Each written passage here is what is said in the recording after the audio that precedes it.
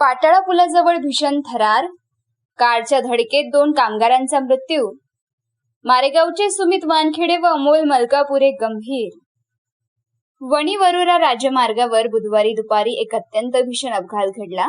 पाटाळा पुलाजवळ एका भरधाव आणि अनियंत्रित स्विफ्ट कारने दुचाकीला मागून जोरदार धडक दिली. या अपघातात 2 बांधकाम कारागिरांचा मृत्यू झाला असून कारमधील मारेगाव येथील तरुण गंभीर जखमी झाले आहे. नेमकी घटना काय?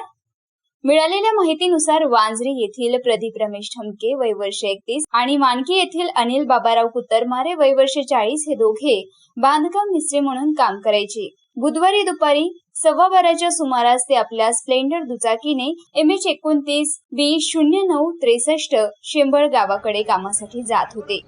पाटाळा पुलाजवळ मागून येणाऱ्या सिल्वर रंगाच्या स्विफ्ट कारने त्यांच्या दुचाकीला भीषण धडक दिली. कारची धडक इतकी जबरदस्त होती की अनिल कुत्तरमारे यांचा जागीच मृत्यू झालाय, तर गंभीर जखमी झालेले प्रदीप ठमके यांना वरोरा येथे नेण्यात आले. मात्र उपचारादरम्यान त्यांची प्राणज्योत मालवली. अनिल कुत्तरमारे यांच्या पश्चात आई, पत्नी, एक मुलगा आणि एक मुलगी असा परिवार असून कुटुंबाचा आधार हरपल्याने मांडकी परिसरात शोककळा पसरली आहे.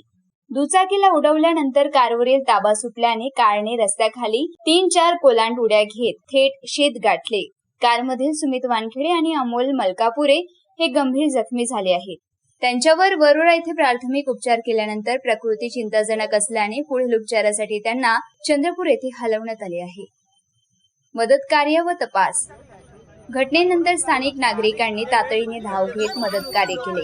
सागर वंजारी यांच्या रुग्णवाहिकेने अनिल कुत्तरमारे यांचा मृतदेह वणी ग्रामीण रुग्णालयात पाठवला, तर जखमींना टोल प्लाझाच्या रुग्णवाहिकेने वरोरा येथे हलवण्यात आले. वणी पोलीस या अपघाताचा पुढील तपास करत आहे. मारेगाव वार्ता सचिन मेश्राम, वणी, यवतमाळ.